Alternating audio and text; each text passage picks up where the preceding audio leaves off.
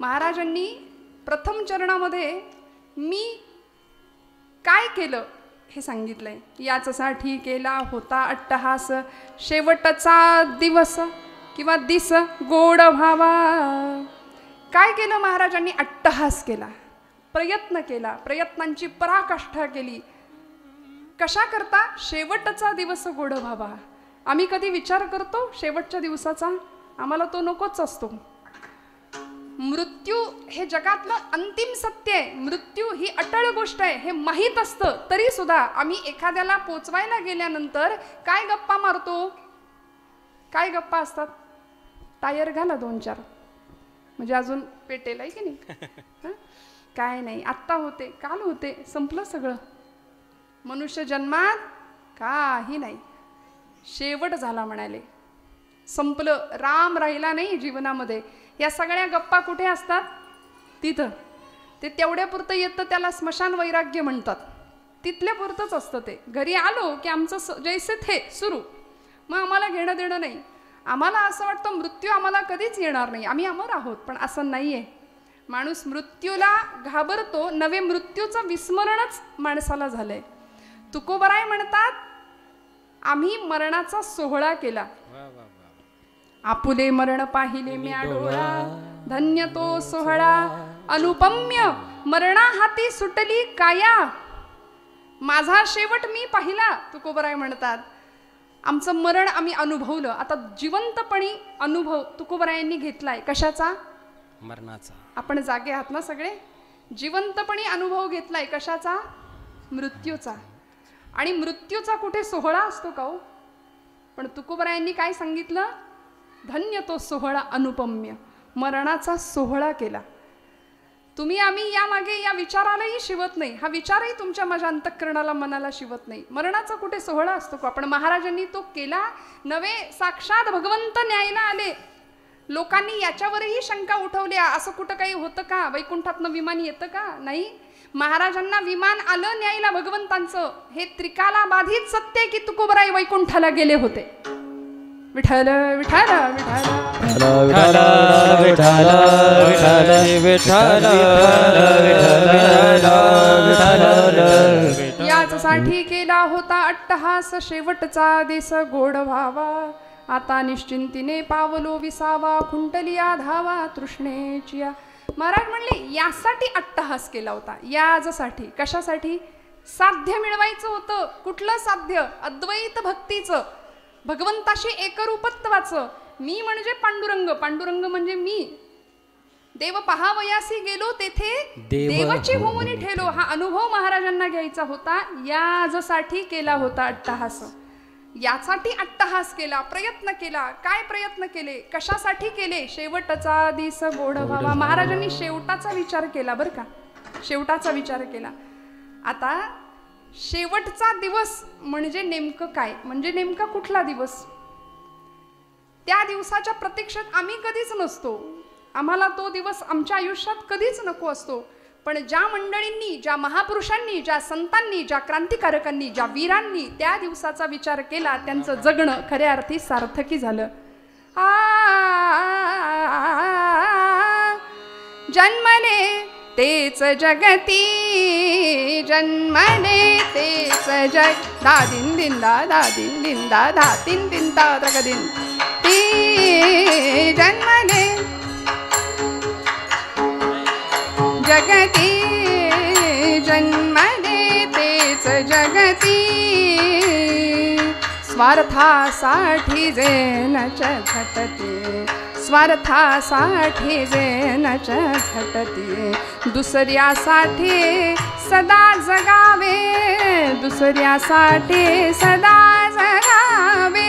चंदना परी झिजूनी जावे, चंदना परी झिजूनी जावे. मरुनी जीवन पावन करते, मरुनी जीवन पावन करती. जन्मले तेच जगती, जन्मले तेच जगती, तेच जगती, तेच जगती. शेवटचा दिवस गोड. ज्यांना वाटलं त्यांचं जीवन चंदनासारखं होतं. दुसऱ्यासाठी झिजणारं होतं आणि जे झिजतं तेच रुजतं, त्यालाच सुगंध प्राप्त होतो. जे झिजत नाही ते कुजून जातं आणि त्याला दुर्गंधी आहे. म्हणून अशा एखाद्या पुण्यस्मरणानिमित्त ज्यावेळी आपण येतो ना, त्यावेळी ती व्यक्ती काय असेल याचा अंदाज लागतो. त्यामुळे तुकोबराय म्हणतात की माझं जगणं यासाठी आहे, माझा अट्टहास यासाठी आहे की माझा शेवटचा दिवस गोड झाला पाहिजे.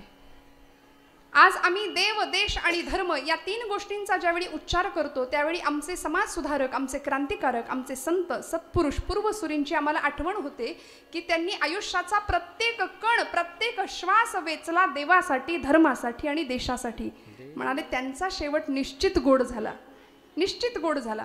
आजही हजारो वर्षानंतर सुद्धा, 750 वर्षानंतर सुद्धा ज्ञानोबांचं नाव घेतलं की आमचं हृदय हेलावतं, डोळे पाणावतात. तुकोबांचं नाव घेतलं तरी आमचा उरू अभिमानानं भरून येतो की आम्ही महाराजांच्या महाराष्ट्रात राहतो, ज्ञानोबांच्या महाराष्ट्रात राहतो. कारण महाराष्ट्राचं हे रसायन बनलंय ज्ञानोबा तुकोबा यांच्याशिवाय आमचं जगणं निरर्थक आहे.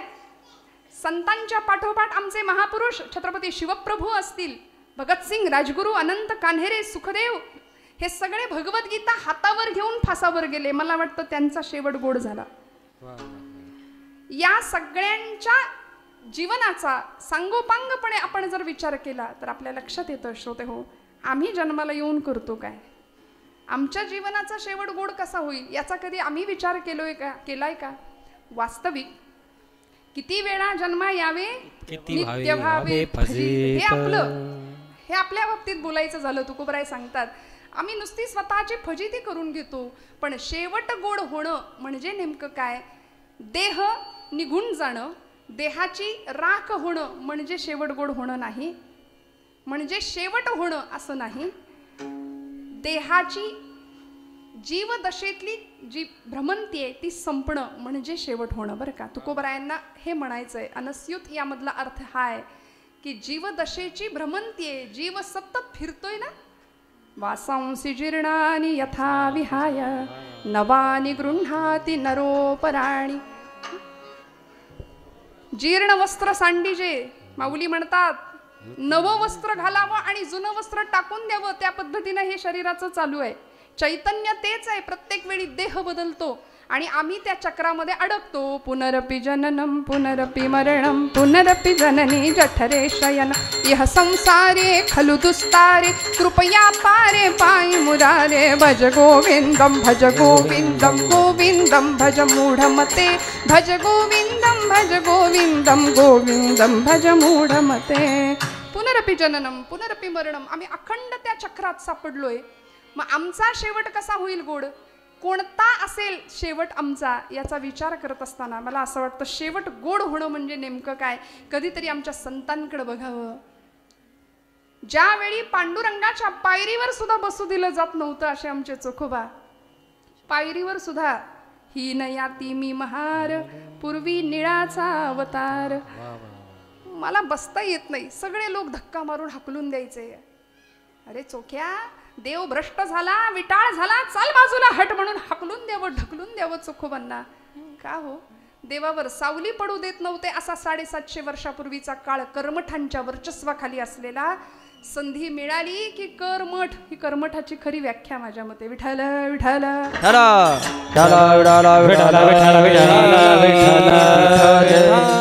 काय गंमत आहे. सद्भावाचं लोणी देवाचरणी यांनी कधी माखायचं नाही. कर्मठ कुणाला म्हणायचं? सद्भावाचं लोणी देवाच्या चरणी यांनी कधी माखायचं नाही. सद्भक्तांच्या सद्भावाचा अमृत यांनी कधी चाखायचं नाही. स्वतःच्या विषयी आणि कपटी मनाला यांनी कधीही रोखायचं नाही. याला म्हणायचं कर्मठ. विषयांमध्ये लडबडलेली माणसं चोखोबांवर जरा काही झालं की आळ आणायचा, जरा काही झालं की त्यांना त्रास द्यायचा. आणि चोखोबांची भक्ती विलक्षण आहे. पांडुरंगाच्या पायरीवर बसावं. भगवंता मला तुझ्यापर्यंत येता येत नाही, तुझ्या पावलांवर डोकं टेकता येत नाही. काय अवस्था असेल. आज आम्ही 18 पगड जातीचा वारकरी संप्रदाय पांडुरंगाच्या पायावर डोकं ठेवू शकतो, पण चोखोबांना काय वाटत असेल आपण कल्पना नाही करू शकत. हाक मागावी बहु भुकेला झालो, बहु भुकेला झालो, बहु भुकेला झालो, बहु भुकेला झालो, बहु भुकेला झालो, झालो बहु भुकेला झालो, तुमच्या उष्ट्यासाठी आलो, तुमच्या उष्ट्यासाठी आलो, उष्ट्यासाठी आलो, तुमच्या उष्ट्यासाठी आलो. चोखा म्हणे पाटी आणली, चोखा म्हणे पाटी आणली, चोखा म्हणे, चोखा म्हणे, चोखा म्हणे पाटी आणली,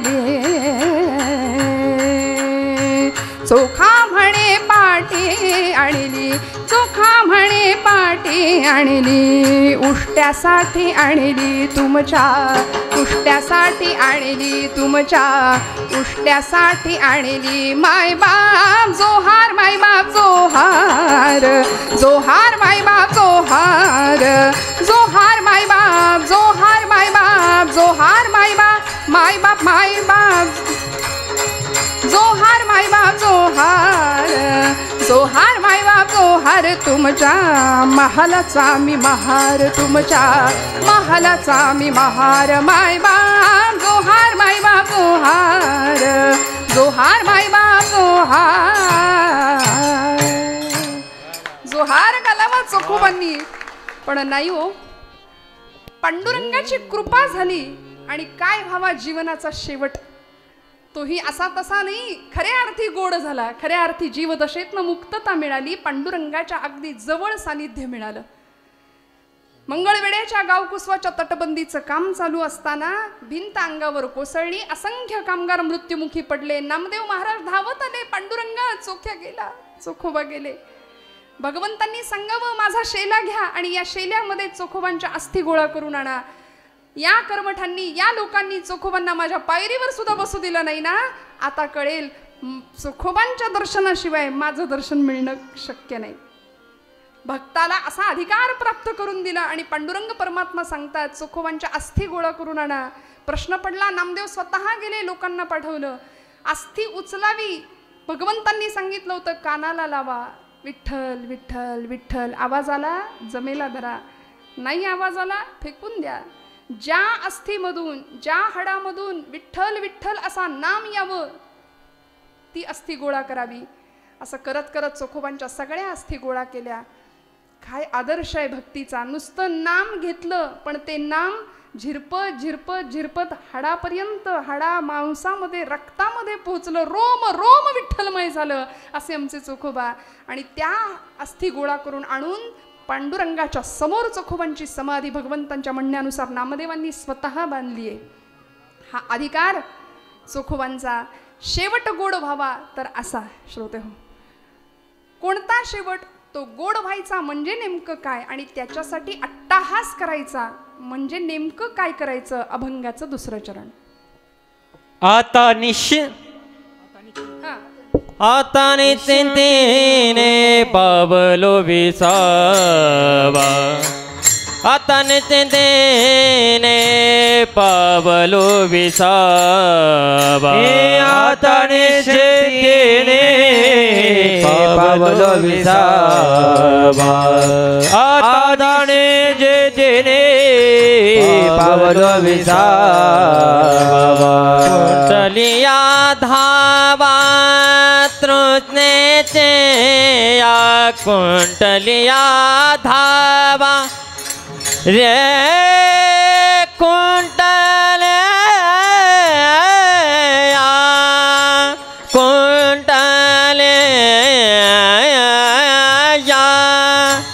कुंडलिया धावा तृष्णेचे या कुंडलिया धावा तृष्णेचे आता निश्चिंतेने पावलो विसावा, आता निश्चिंतेने पावलो विसावा. कुंडलिया धावा तृष्णेचे या कुंडलिया धावा तृष्णेचे या आता निश्चिंतीने पावलो विसावा आता निश्चिंतीने पावलो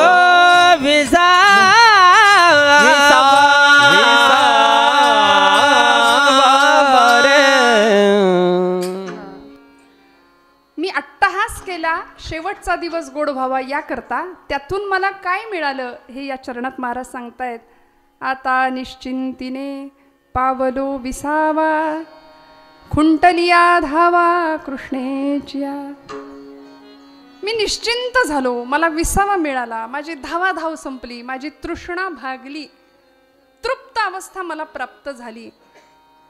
आज माझ्या परमभाग्याने या पंचक्रोशीचं भूषण असलेल्या सौभाग्यवती शालीनताई विखे पाटील, माननीय जिल्हा परिषद अध्यक्षा आणि तसेच माननीय नामदार राधाकृष्ण विखे पाटील महसूल मंत्री आपल्या महाराष्ट्र राज्याचे, यांच्या सुविद्य पत्नी आज इथे उपस्थित आहेत.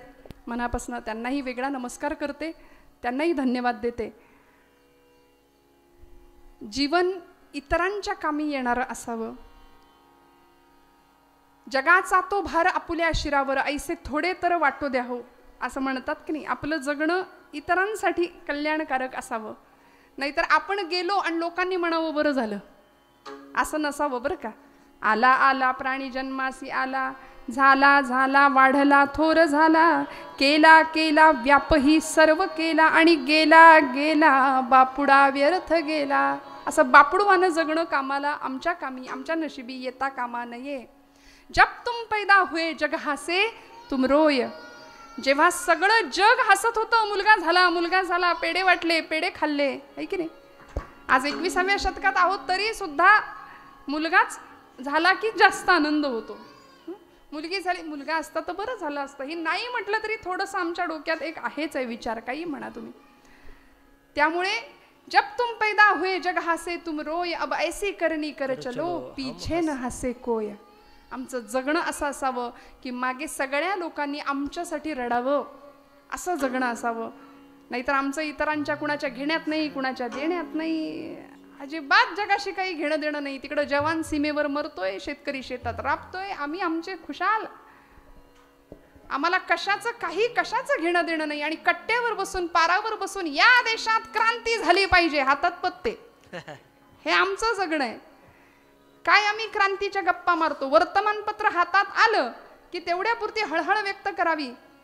या भागामधली काही दिवसांपूर्वी घडलेली घटना दर्शना, हत्याकांड, नाव ऐकलं वाचलं, प्रसंग वाचला तरी अंगावरती काटा यावा असे प्रसंग तुमच्या माझ्या समाजात घडतायत. आपण कधी सावध होणार, कधी जागे होणार. म्हणून लहानपणापासूनच जर मुलांना आम्ही योग्य शिस्त, योग्य वळण, अर्थात मला दर्शना या व्यक्तीविषयी असं नाही म्हणायचं, ती उत्तम ज्ञानेश्वरीची वाचक होती, ती उत्तम सुसंस्कार संपन्न असलेलीच मुलगी होती. पण तिच्याही बाबतीत जर असं घडावं तर मला सांगा, या जगात आम्ही विश्वास नक्की ठेवायचा कुणावर? मला असं वाटतं की कुठे विश्वास ठेवावा आणि कुठे नाही हे जर लहानपणापासून आम्ही पोरांना शिकवलं ना, आई वडिलांनी मुलींना एवढं जरी सांगितलं की या जगात तुझ्यावर मनापासून प्रेम करणारं किंवा तुझ्यावर तू विश्वास ठेवावा असं एकमेव ठिकाण म्हणजे माता आणि पिता, याशिवाय दुसरं कुणीच नाही जगात कोणी नाही. तुमचं माझं सर्वांगीण कल्याण व्हावं असं एकमेव वाटतं आमच्या माता पितांना आणि याही पुढे जाऊन आमच्या संतांना. म्हणून लेकुराचे हितवाहे माऊलीचे चित्ताईसी कळवळ्याची जाती करी लाभा विण प्रीती. आमचं सर्वांगीण कल्याण व्हावं असं कुणालाच वाटत नाही, फक्त संतांना, फक्त आमच्या आईवडिलांना वाटतं. त्यामुळे त्यांच्या विश्वासात फक्त राहावं मला असं वाटतं. आणि जीवनाचा सर्व वेळ पूर्ण आध्यात्मिक विकास कसा होईल याच्याकडे लक्ष द्यावं. महाराज म्हणाले शेवटचा दिवस गोड व्हावा, आता निश्चिंतीने पावलो विसावा. आता मी हे केलं, अट्टहास केला म्हणून काय झालं, वर्तमानात बोलतायत महाराज. या अभंगाची रचना जर आपण बारकाईने बघितली तर पहिलं आणि तिसरं चरण हे भूतकाळात आहे, मी हे केलं झालं करून. आणि दुसरं आणि चौथं चरण हे आता मी काय अनुभवतोय, मी कशाचा उपभोग घेतोय, मला साधन, मी ते साधन केलं म्हणून मला हे साध्य प्राप्त झालं, याचसाठी केला होता अट्टहास. शेवटचा दिस गोड व्हावा आता. मग काय झालं, निश्चिंतीने पावलो विसावा खुंटलिया धावा तृष्णेचिया. त्यामुळे मला हे आता प्राप्त झालंय. तुकोबरायांची धावाधाव संपली, मुळात ती कधीच नव्हती हो. दुष्काळामध्ये सगळं गेलं, सगळं गेलं. 14 पोती भरून उरतील एवढी कर्ज खतं होती, सगळी पाण्यामध्ये बुडवून टाकली. इंद्रायणीच्या गाथा बुडवून टाकली, सगळंच गेलं हो. आम्ही सदैव सुडके अशी अवस्था तुकोबरायांची व्हावी. पण तरी सुद्धा विठ्ठलासमोर उभं राहावं आणि सांगावं, विठ्ठला लोक म्हणतात मला तुझं वेड लागलंय. खरंच का रे, मी गातो नाचतो आनंदे, वेडा झालो मी तव छंदे. आता निश्चिंतीने पावलो विसावा. विश्रांतीचं, विसावा घेण्याचं एकमेव ठिकाण आहे ते म्हणजे भगवंताचे पद पाय. का हो, अनुभूती मिळाली होती. या हृदयामध्ये मी रामू, असता सर्व सुखांचा आरामू, परिभ्रांतासी कामू विषयांवरी. आला भगवंत इथे, काय अनुभव घेतला, भगवंतांनी सांभाळलंय प्रत्येक क्षणात. शेवट गोड व्हावं म्हणजे काय, शेवटच्या क्षणाला सुद्धा भगवंत सांभाळतो. निर्वाणी गोविंद असे मागे पुढे, निर्वाणी गोविंद असे मागे पुढे, निर्वाणी गोविंद असे मागे पुढे, निर्वाणी गोविंद असे मागे पुढे. काहीच साकडे पडोने दी, काहीच साकडे पडोने दी, हो हो काहीच साकडे पडोने दी, काहीच साकडे पडोने दी. पडिये देह भाव झाला नारायण, विषय तो ज्यांचा झाला नारायण, नारायण नारायण, विषय तो त्यांचा झाला नारायण, विषय तो त्यांचा झाला नारायण. हे विषय तो त्यांचा झाला नारायण, विषय तो त्यांचा झाला नारायण, विषय तो त्यांचा झाला नारायण, विषय तो त्यांचा झाला नारायण, झाला नारायण, झाला नारायण. निर्वाणी गोविंद असे मागे पुढे, काहीच साकडे पडोने दी, विषय तो त्यांचा झाला नारायण. नावडे जनधन माता पिता. शेवटच्या क्षणाला भगवंत आहे, तो सांभाळणार आहे, याची ग्वाही त्यांनी दिली. अनन्याश्चिंतयन्तो माम ये जनः पर्युपासते 9व्या अध्यायामध्ये.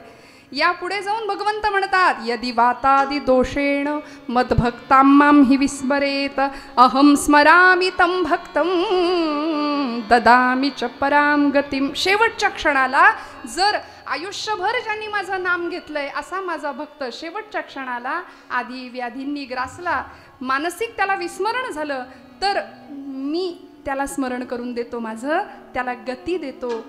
अहम स्मरामी, मी त्याची आठवण काढतो. भगवंत म्हणतात, अहम स्मरामी तम भक्तम ददामि च पराम गतिम. आणि आमचे कबीरदास फार सुंदर सांगतात, ओठ कंठ चले नाही जिव्हा रटे नारा. उठलेलं बसवत नाही, बसलेलं उठवत नाही, अशी वेळ येते, येते की नाही.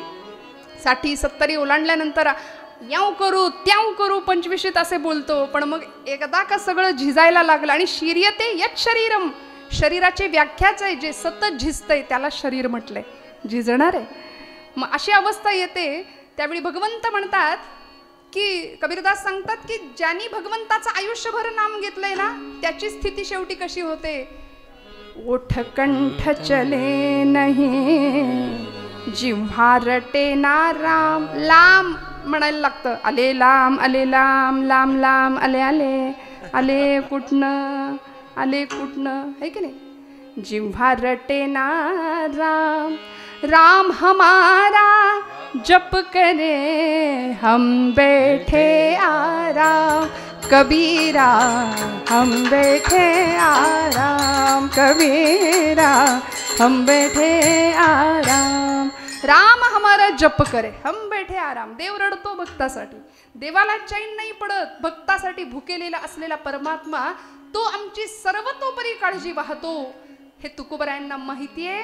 म्हणून महाराज म्हणतात, मी अट्टहास केला त्यामुळे माझा शेवट गोड झाला. परिणाम काय, आता निश्चिंतीने पावलो विसावा, खुंटलिया धावा तृष्णेची, माझी तहान भागली, मी तृप्त झालो. आमची तहान भागत नाही, आम्ही तृप्त नाही, सतत धावतोय, इतकी धावाधाव आयुष्यात करतोय, समाधान नाही, सुख नाही, शांती नाही, स्वास्थ्य नाही, सगळं घरात आहे, सगळ्या सुखांचा उपभोग आम्ही घेतो, सगळं आहे, किचन सेट आहे, डायनिंग सेट आहे, सोफा सेट आहे, पण सोफ्यावर बसलेला माणूस कायम अपसेट आहे, कायम दुःखी, सगळं आहे आमच्याकडे बघा तुम्ही, पण त्याचा उपभोग आम्ही घेऊ शकत नाही, स्वास्थ्य नाही, धड कोण कुणाशी बोलायला तयार नाही, संवाद संपला, घरात दोन माणसं एकत्र एकमेकांशी बोलायला तयार नाहीत, वडीलधारक माणूस घरामध्ये समोर बसले, तरुण अगदी तरुणाबांड एखादा 20-25 पोरगा समोर आहे, बाप आपल्याशी काहीतरी बोलतोय, लक्ष नाही, मोबाईल मध्ये डोकं आहे, त्याचं तोंड आहे.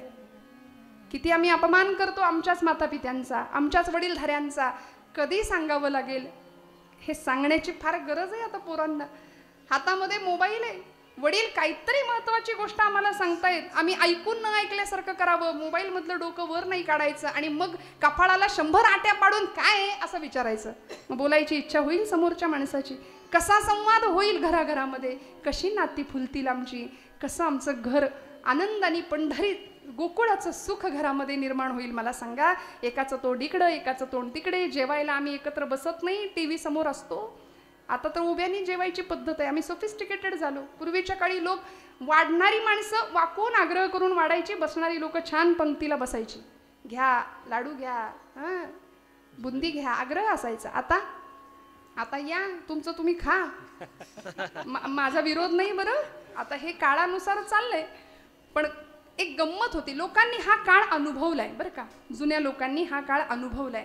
नात्यांमधला ओलावा, प्रेम, जिव्हाळा, स्नेह हे जुन्या मंडळींनी अनुभवलंय. आणि वाईट वाटतं की ही जुनी पिढी आता हळूहळू बघा ना, काका गेले, त्यांच्या पुण्यस्मरणानिमित्त आपण आता कीर्तन करतोय, जुनी पिढी हळूहळू आमच्यातून निघून जाते. मग आता नव्या पिढीने बघायचं कुणाकडे, सगळा अंधार आहे.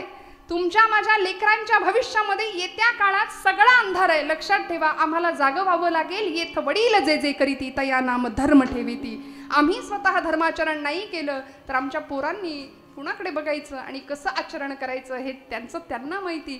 त्यामुळे तुकोबरायांसारखे संत आम्हाला आईच्या कळवळ्याने सांगतात की जीवनामध्ये काय केल्याने काय मिळेल, साध्य काय ठेवायचं, साधन कशाचं करायचं, कशाचा अट्टहास केला. अभंगाचं 3रं चरण. कवतुक वाटे झाली यावेचाचे, कवतुक वाटे झाली यावेचाचे, कवतुक वाटे झाली यावेचाचे, कवतुक वाटे झाली यावेचाचे, कवतुक वाटे झाली यावेचाचे, कवतुक वाटे झाली यावेचाचे, कवतुक वाटे झाली यावेचाचे, कवतुक वाटे झाली यावेचाचे,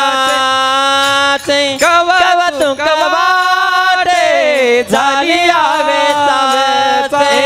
नाम मंगळाचे, नाम मंगळाचे तेने गुणे आता निश्चिंतीने पावलो विसावा, आता निश्चिंतीने पावलो विसावा. नाम मंगळाचे, नाम मंगळाचे तेने गुणे आता निश्चिंतीने पावलो विसावा, आता निश्चिंतीने पावलो विसावा. हे कवतुक वाटे झाली यावेचाचे, नाम मंगळाचे, नाम मंगळाचे, कवतुक वाटे झाली यावेचाचे, नाम मंगळाचे, नाम मंगळाचे तेने राम. कुणी किती वाढवा सांगितलं तरी माझ्याकडे आज आज माझा दिवस आहे असं समजूया. विठ्ठल विठ्ठल विठ्ठल विठ्ठल याचं कारण सांगते श्रोते हो. कीर्तनामध्ये भक्ती हे अध्यात्म, भक्ती हे बेसमेंट आहे की नाही, पाया भक्तीच आहे. अंतःकरणातली भक्ती जागृत व्हावी हाच कीर्तनाचा सरळ साधा उद्देश आहे. आमच्या कीर्तनासाठी तरुण मंडळी कमी पण ज्येष्ठ मंडळी जास्त असतात. बरोबर आहे की नाही? हो म्हणा. बघा आहे की नाही, आमची जबाबदारी आहे. तरुणांनी कीर्तनाला आलं पाहिजे. तरुण मंडळी कमी राहतात आणि लोकांना असं वाटतं की अध्यात्म, कीर्तन, प्रवचन, श्रवण हे सगळं रिटायरमेंट नंतर करावं. आता काय करायचं करून. त्यामुळे मग ज्येष्ठ मंडळींच्या आरोग्याची जबाबदारी आमच्याकडे. बरोबर आहे ना? हो म्हणा. विठ्ठल विठ्ठल विठ्ठल विठ्ठल विठ्ठल. तुम्ही म्हणाल यांनीच का घ्यायची जबाबदारी? अहो हे फार मोठं काम आहे ना. मग तरुण मंडळी सुद्धा 20 वर्षांनी 10 वर्षांनी आत्ता जसं ऐकायला येते तसं नाही येणार मग परत. त्यामुळे जपलं पाहिजे. कानाचे दडे बसावेत. एवढा आवाज, एवढा लाऊडनेस काही गरजेचा नाहीये. म्हणून म्हटलं राग मानू नका महाराज. विठ्ठल विठ्ठल विठ्ठल विठ्ठल विठ्ठल हरी विठ्ठल. कवतुक वाटे झाली या वेचाचे. बरोबर आहे. आता नका हलू. नाम मंगळाचे तेणे गुणे आता निश्चिंतीने पावलो विसावा. कुंटलिया धावा तृष्णेची. महाराज म्हणाले माझंच मला कौतुक वाटतंय. का? कारण माझ्या जीवनाचा वेच झाला. आम्ही कधी आमच्या जीवनाचा वेच केलाय का? आमच्या जीवनाचं सार्थक व्हावं याकरता काही वेगळे प्रयत्न केलेत का? ॲरिस्टॉटल नावाचा तत्ववेत्ता म्हणाला change is the only constant thing. या जगामध्ये, जीवनामध्ये बदल ही एकमेव अशी गोष्ट आहे की ती जी स्थिर आहे. परिवर्तन हा जगाचा नियम आहे. परिवर्तन हा संसाराचा नियम आहे. संसरती इति संसारः. अखंड सरकतोय. परिवर्तन आहे. मग या परिवर्तनामध्ये हे सगळं घडत असताना आम्ही आमच्या जीवनाचा वेच करण्याचा कधी प्रयत्न केलाय का? तर आमच्याकडे उत्तर नाही असं आहे बहुतेक. हो ना? नाहीये. कधीच नाही.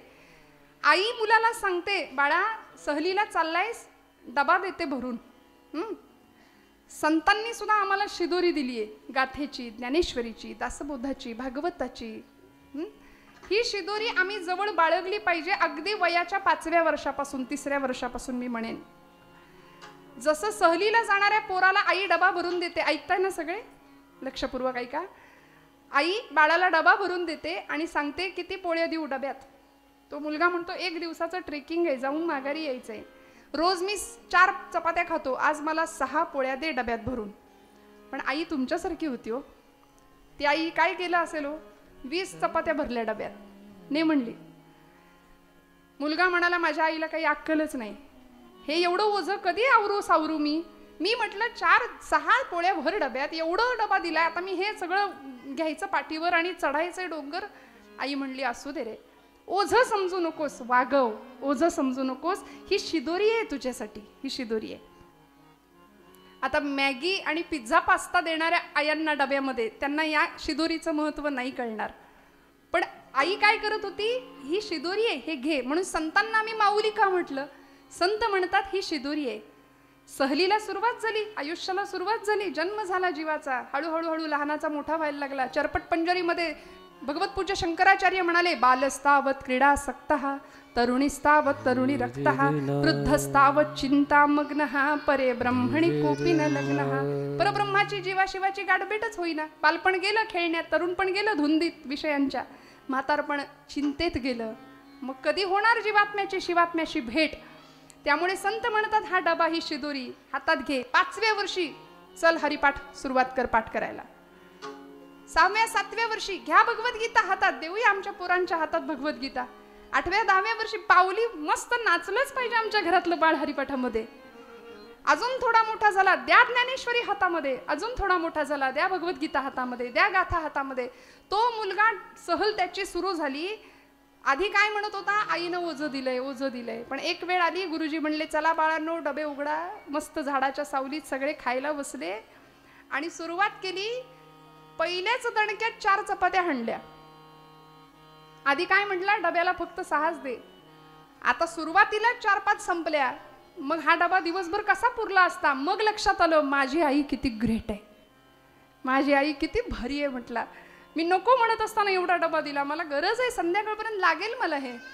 ऐका, मी दृष्टांत एवढ्यासाठीच हा सांगते. संतांना आम्ही आई म्हणतो. संतांनी आम्हाला शिदोरी दिली आहे भागवताची, ज्ञानेश्वरीची, गाथेची, हरिपाठाची. ती जर शिदोरी आम्ही शेवटपर्यंत वागवली ना, 25व्या वर्षी, 40व्या वर्षी, 50व्या वर्षी, 60व्या वर्षी, 70व्या वर्षी, मग आमची ही आयुष्याची सहल पुढे पुढे पुढे जाते. आणि थोडंसं वाईट बोलते, अजिबात वाईट वाटून घेऊ नका, अजिबात रागवू नका माझ्यावरती. 60 नंतर 70 नंतर जगाने दिलेलं नाकारलेपण जेव्हा वाट्याला येतं की नाही, की तुम्ही आता आमच्या घरात नाही राहिला तरी चालेल, हे जेव्हा मिळतं नशिबाला, बापालाच, ज्यांनी हाडाची काडं रक्ताचं पाणी करून घर बांधावं, घरामध्ये पोरांना आसरा द्यावा आणि त्या पोरांच्याच घरात, त्याच घरात आपल्यालाच जागा नसावी. वाईट वाटतं. व्हॉट्सअपवरचा परवाचा मेसेज आहे, भारतामध्ये वृद्धाश्रमांची संख्या हिंदू धर्मातल्या, म्हणजे हिंदू धर्मातल्याच लोकांची वृद्धाश्रमाची संख्या जास्त आहे. मुस्लिम पंथामध्ये, धर्मामध्ये बघा, एकही आई वडील वृद्धाश्रमात गेलेले दिसत नाहीत. आमची हिंदूंचीच आई वडील का बरं वृद्धाश्रमात जास्त जातात? आमच्या संवेदना बोथट झाल्या, आमची मन खरबडीत झाली, रस्ते डांबरट झाले तशी मनही आमची डांबरट झाली, आहे की नाही? फार फार आम्ही रसातळाला चाललो. संस्कृतीच्या नावाखाली अधपतन होत चाललंय, याचं लक्ष नाही, याच्याकडे आमचं लक्ष नाही. याकरता ही शिदोरी शेवटपर्यंत घ्यायची आणि मग जगाने दिलेलं नाकारलेपण सुद्धा पचवायची ताकद आमच्यामध्ये निर्माण होते आणि मग आमचा शेवट गोड झाल्याशिवाय राहत नाही. साठी केला होता अट्टहास, शेवटचा दिस गोड व्हावा, आता निश्चिंतीने पावलो विसावा, खुंटलिया धावा तृष्णेचिया. महाराजांनी अशा मुक्तीचा अनुभव घेतला. अध्यात्मशास्त्रामध्ये 4ही मुक्तींचं वर्णन केलंय. माझ्याकडे वेळ आता अगदीच कमी आहे, कमी म्हणजे बऱ्यापैकी संपलाच आहे. खरं तर 10 वाजताचं कीर्तन आपण 11ला सुरुवात झाली आहे, म्हणजे मी इथे 11ला आले, पंचपदी झाली असेल 10:30ला सुरू. मला मागून मगाशी सांगितलं होतं ताई 1 वाजेपर्यंत करा, पण 12:30पर्यंत काकांनी सांगितल्यानुसार थोडंसं 5 मिनटं 10 मिनटं पुढे मागे होतं, मागे नाही पुढेच जातं. तुकोबरायांनी ज्या मुक्तीचं वर्णन केलंय, अध्यात्मशास्त्रामध्ये 4 मुक्तींचं वर्णन आहे. सलोकता, समीपता, स्वरूपता आणि सायुज्यता. अशी मुक्ती प्राप्त झाली. कशामुळे? अट्टहास कशाचा केला? नामाचा केला. मी नाम घेतलं, अखंड नाम घेतलं. ज्या भगवंताचं रूप इतकं सुंदर आहे, ज्या भगवंताचं नाम इतकं सुंदर आहे, त्याचे गुण माझ्यामध्ये यायला सुरुवात झाली. तो गुणांचा स्वामी आहे, गुणाधीश आहे, षडगुणैश्वर्य संपूर्ण असलेला भगवंत, त्याचं नाम मी घेतलं. परिणामी काय झालं? मला मुक्ती प्राप्त झाली.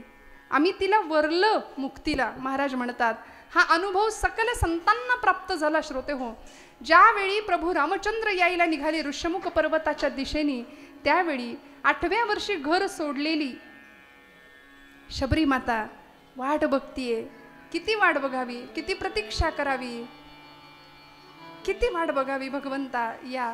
माझ्या गुरुदेवांनी मला सांगितलंय आपण येणार आहे, आपण येणार आहे. मी थांबलीये बरं. माझे गुरुदेव मला म्हणाले, शबरी लोक देवाकडे जातात पण दैवत तुझ्याकडे चालत येईल, लक्षात ठेव. भगवंत सांभाळतो, भगवंत येतो, यावर माझा विश्वास आहे. प्रभू कधी याल आश्रमात या, कधी रे येशील आश्रमात या, कधी रे येशील रामा रघुनंदना, रामा रघुनंदना, रामा रघुनंदना, रामा रघुनंदना, रामा रघुनंदना.